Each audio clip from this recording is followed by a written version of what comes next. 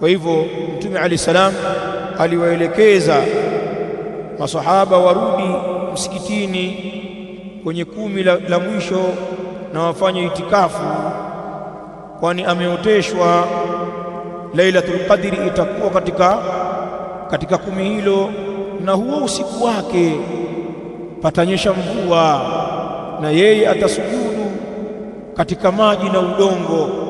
Na masahaba wakalidiriki hilo.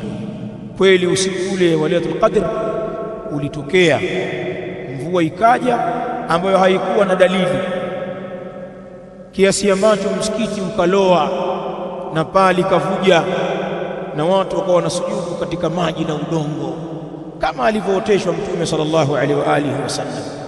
Kwa hivyo 10 la mwisho ndiyo mahala pake Lailatul Qadri.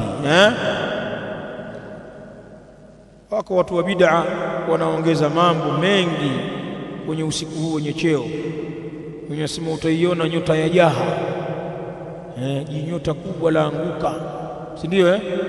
Naam, kuna alama zinatajwa katika riwaya kama vile asubuhi ya ule usiku wa Lailatul Qadr inakuwa ni asubuhi mwanana, hata jua lake halina zile shiaa, jua halina ile miale mikali ya kuchoma, inakuwa jua lake ni dhaifu jekundu asubuhi yake, na mchana wa siku hiyo unakuwa ni mchana uliotulivu kabisa.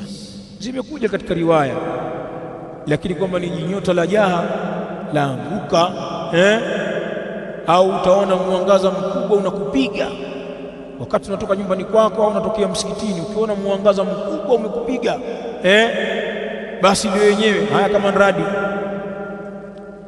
au mweko, hayo hayajaja katika sunna ya Mtume sallallahu alaihi wa alihi wasallam. Tusiongeze alama zingine ambazo hazijaja.